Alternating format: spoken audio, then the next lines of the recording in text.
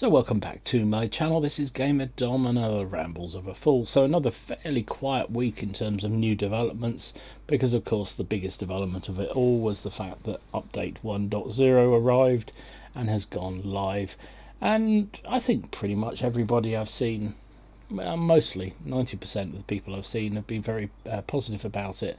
The new HD maps are sensational looking. We knew that from playing the test server and looking at videos of people playing the test server. It's very, very impressive looking. And it's a weird thing. It's a weird scenario. I don't know whether you've had the same feeling, but it's like playing something very familiar, but at the same time completely different. And it's kind of nice and refreshing, and I've really enjoyed playing them on the map. On the new maps. That said, there aren't many of them, so the rotation is pretty poor, although there is that new glacier map, which is interesting. Plus we've got the new, or the reworked fjords map, which is an acquired taste, shall we say. Anyway, I'd love to know what you're thinking about 1.0, whether your fears about it performance on your computer have been justified, or whether or not it's actually worked pretty well. I have to say, I have to drop my recording quality down when I'm playing live games, recording live games, but actually I haven't seen an awful lot of difference in this. It seems to have had very little impact on my computer. First day there was a few lags, a few freezing of the game.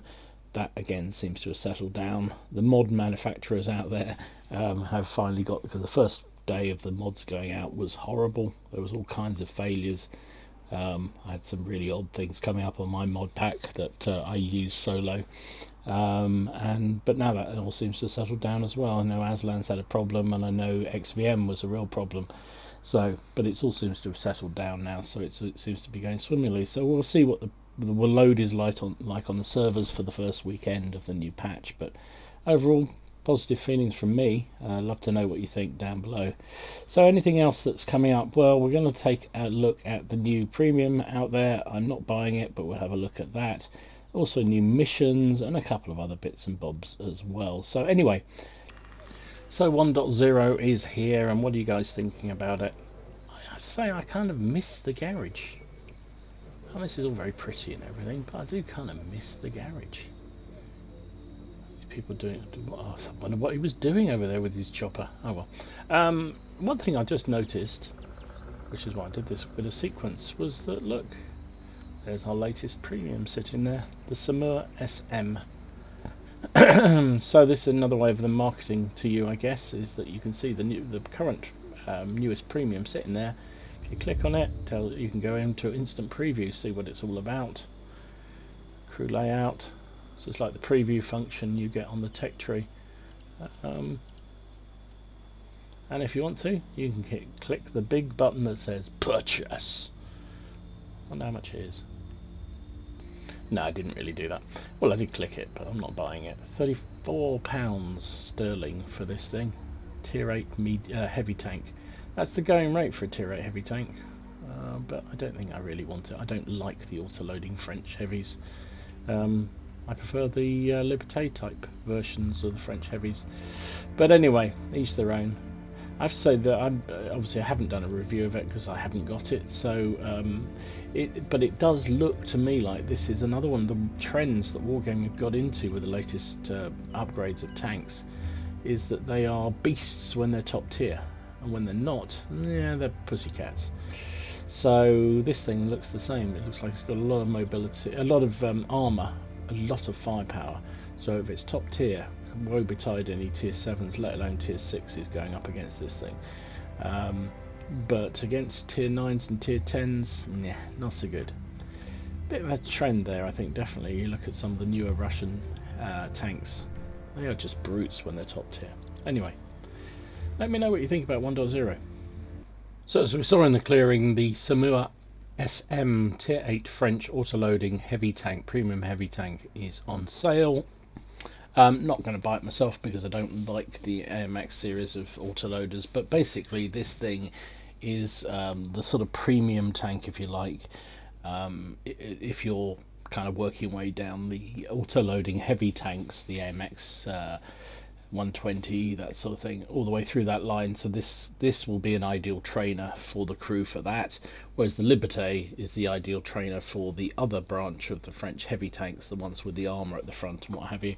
It's not a cheap tank. It's not a cheap tank. Number of bundles out there, but they're around about £35 a pop to buy it. Main features of this thing, well, it has reasonably good armour for a sort of tank of its type, I guess.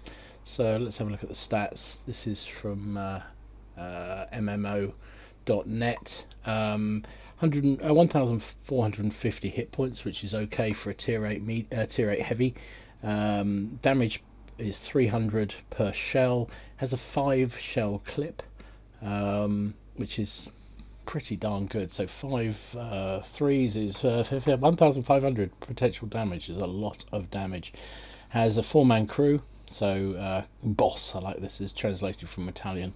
So you've got a commander, gunner, radio and driver. So yeah, gun has 232 penetration with standard rounds, 263 with the premium stuff, 300 average damage. Dispersion at 100 meters is 0.4, which is not great, so it's not close and personal kind of gun. Aim time or pointing time 2.4 seconds. 5 shells, as I say. To reload the complete clip is 37 seconds, which is quite a long time, and 2.25 between shells. Gun depression is a nice -10, and you can see here he's put the armor categories on here. 120 on the front. It's reasonably well rounded or sloped on the front of that turret. Side is garbage, so you get penned, but my experiences so far is you can shoot this thing in the turret quite well. View range 370, which is nothing special. So the hull is 140 in the front, 90 and 70, and carries 60 rounds, so that's not so bad. So that's 8 clips, yeah, something like that. 700 horsepower engine, 12.5 power ratio, which is not great, so it's fairly slow. It's a proper heavy, basically. I mean, that's not slow, but it's not fast either. So this is a proper heavy in terms of its speed. Does 37 kph as a top speed, so heavy, reasonable armor if it's against its own tier, but given this is a tier 8, we know tier 8s see tier 10s all the time, so this thing will get trashed by a tier 10, but it's pretty good against everything else. So not a bad little, if you like your auto-loading French tanks, this may be an option for you if you want to shell out 35 quid. But yeah, as I say, I'm not going to buy it, so you'll have to do your own reviews, I'm afraid. Not something that floats my boat particularly. So there you go. Anyway, let me know if you bought it, what you think of it. I'd be really like to know. I've seen a few out, not masses, but I suspect I'll see more at the weekend. But they haven't been terribly impressive so far, but then, you know, the autoloaders, once they lock on, are pretty nasty. So, but anyway, there you go. So can someone explain to me the logic here? Wargaming, okay, they're selling the Somua SM at the moment, but to celebrate 1.0 they're selling, well, most of the tier 8 premium tanks that they've been selling recently in packages. Are they available individually? Let me just have a quick look before I lambast them for that. Looks like they're all in packages. Oh, you can buy them individually. Okay, so you can buy all these tanks individually. Oh no, they're in packs as well. So can you not buy the vehicle? No, you can't. You can't buy the vehicle alone. Okay, well anyway, it's irrelevant. But what I don't get, and buy this WZ-121 GFT if you're going to buy any of them, best premium tank in my reckoning in the game. But I don't understand why they are selling preferential matchmaking tanks here in the shop when we know they're going to be doing something to them and possibly handing our money back. So you've got the Jag Panther 88, the 112, IS6. These are preferential matchmaking tanks. Why are they putting them in? Is the, oh, there's a Super Pershing, yeah, another one. So these are preferential matchmaking tanks that they have said in all the developer forums that they're going to remove or at least adapt. So why the bejesus are they selling them now? At some point in the next probably 6 months, there's going to be some major revision of preferential matchmaking tanks. So why put more in the game?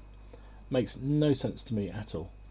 Just one of those things that I just don't get with wargaming. Their marketing team seem to completely operate outside of connection with their development team. The development team, they're telling everybody what they're doing, and the marketing team go, money. This is money. Give me money. I want money. Well, they probably do it with a Russian accent. So you may have noticed that the T-34-3 Chinese Tier 8 Premium Medium tank has been removed from the game, from the in-game store. Wargaming said it because it's preferential matchmaking and they're not planning. They want to remove all preferential matchmaking tanks. They're not going to sell it anymore. So it's gone. Of course, you know, Wargaming say they're never going to sell something, and you know, of course it is sold. But hey, at the moment that's the fact. It's been removed. Now in exchange, they've put the T-34-85M, the KV-122, and the pattern 59 pattern into the tech tree. So they're available to buy from using gold now, moving forward. So I know a lot of people like to play with gold. If they win it through strongholds or whatever, clan wars, then you know, being able to pay gold to buy the tank is a good option. So don't know why it isn't available for all the tanks, but hey. So T-34-85M, KV-122 and the 59 pattern will all be available as of now in the tech tree of 1.0.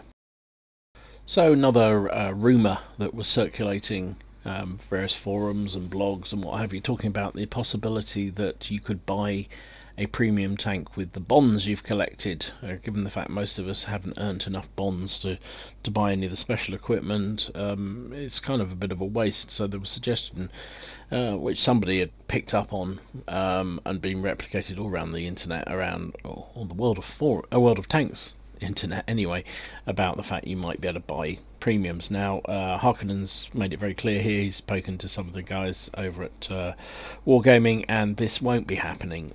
Not anytime soon. However, there is a caveat, because it's maybe, I mean possibly in the future, maybe they might look at allowing you to use bonds to buy tanks, but at the moment definitely not. It's not going to happen anytime soon. So another rumour laid to rest. You know how I love a good mission. So there's a new mission starting as of today, the 23rd of March. It's to celebrate 1.0 and seems to be in conjunction with Intel, the chip manufacturer. So it is being called the MTLS 1G14 Marathon. Well, that's snappy, boys. Good job, marketing team. So from the 23rd of March through to the 6th of April, there is so I'm going to try and explain this simply, but it took me a while to understand exactly what's going on. There are 3 elements to this. There's the regionals, there is an Intel Trophy Leadership Board, and a map out in-game event. Okay, so they basically have the ability to earn goods, so premium stuff like boosters and fire extinguishers and that sort of stuff, plus what they're calling a stamp. And once you've collected, I think it's 100 stamps, you can get this this premium American light tank for free. So this is the MTLS 1G14 tank destroyer, light tank, sorry. Now I believe, look at the pictures, this was the one that they were talking about testing the twin guns on. It has 2 machine guns on the front of that gun, and there was some speculation that this was a test vehicle to enable them to eventually bring out tanks when tanks have 2 guns, like what's that, the Lee and the Grant are 2 ones that come to immediately to mind. They had a hull mounted 75mm gun, and then the turret mounted thing is 37mm. I may have the calibers wrong, but I'm not that much of a nerd, but and obviously within the game at the moment you only get one gun on those things. Now there was the missions we did with killing was it Frankenstein, where tanks had two guns on them and they'd worked out mechanics to do them firing separately or at the same time.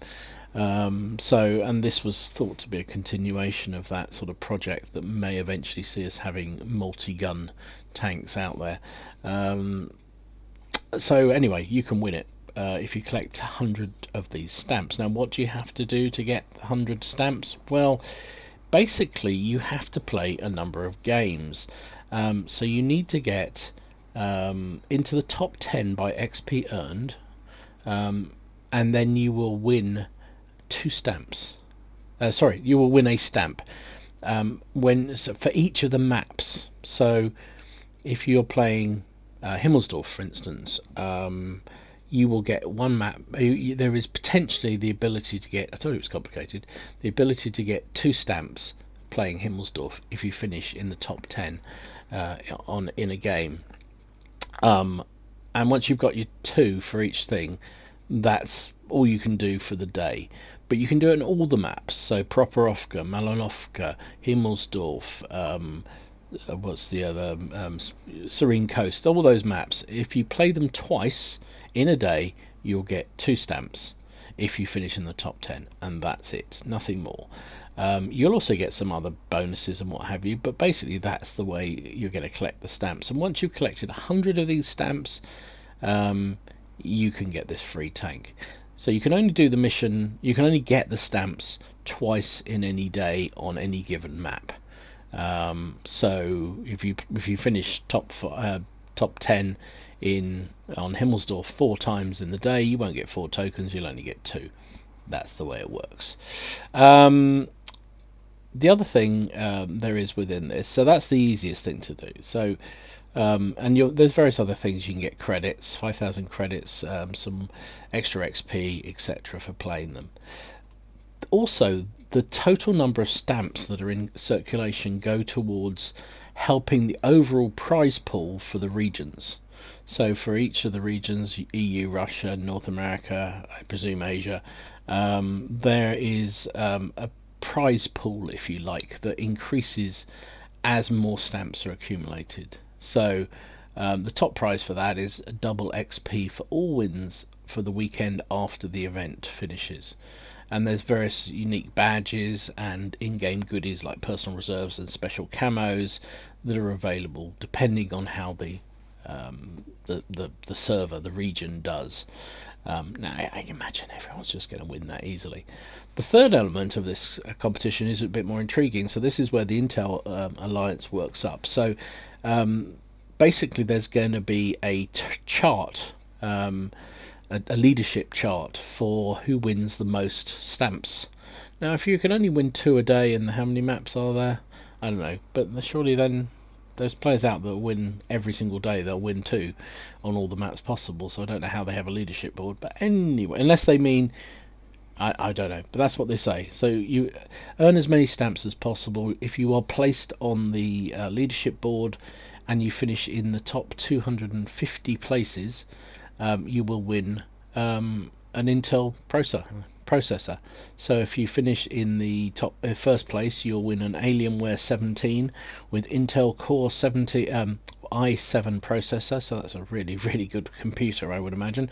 And from second to 251st place, you will win the Intel Core i7 processor, so you can either fit that into your computer or sell it, I guess.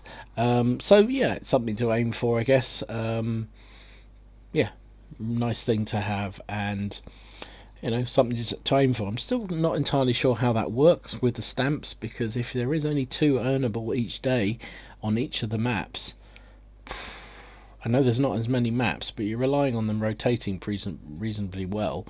And there are players who will obviously get every single day, they'll do the maximum number of stamps, and there'll be a lot of them, so there's going to be more than 250 in that chart, but I don't know. It also doesn't tell us whether they're this chart, I assume, is for all regions. It doesn't say so. So anyway, who cares? I'm putting, you know, bad things around missions and because I like these sort of ongoing missions, and they give you something to reason to play.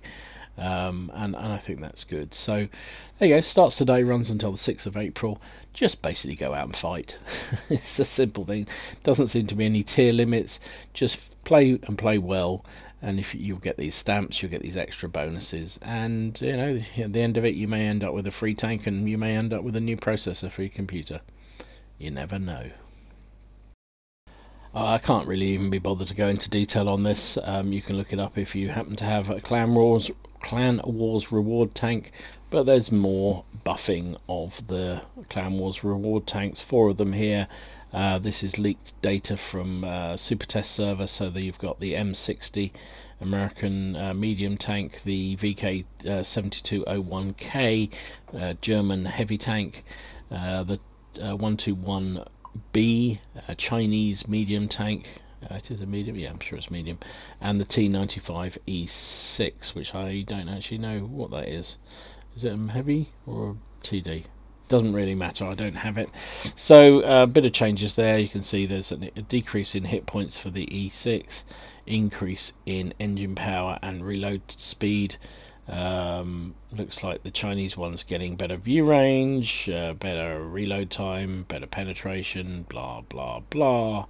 Anyway, I said I wasn't going to go through it because I think I do not understand. Someone said it in the comments, and I agree with them. Is from last video, was that, you know, these tanks are largely owned by the best players in the game, and they are buffing them. I don't know, whatever. I suppose if they're an irrelevant tank and they have been left behind, then why shouldn't they get buffed like everything else? But it just seems to me there's enough good players driving around in very good tanks already. You give them an even better, special, unique tank that nobody knows how to deal with, makes them even more powerful. Just saying. At the same time, they're trying to attract new players into the game, and worrying about the number of beginners and novices dropping out before they've played very much. Yeah, you developers and marketing people need to sort this out together, because it ain't working. So I hope you found that interesting and useful. As I say, not 2 quiet weeks really in terms of actual news, but certainly not in terms of game development. But hope you found it useful and interesting, and if you did, please give it a like. And as always, comments always welcome down in the comment section. Love to know what you're thinking, what you're feeling about the game, and where your concerns and fears are, and where you're happy with it. As I said at the beginning, I think 1.0 seems very, very good to me. Very impressed with it. It's like playing something completely new, but being very familiar. So anyway, I hope if you did enjoy it, please give it a like and subscribe to the channel if you haven't already done so. In the meantime, enjoy your games, guys. Have fun. Try not to take it too seriously, and I will see you again soon. This is Gamer Dom signing out.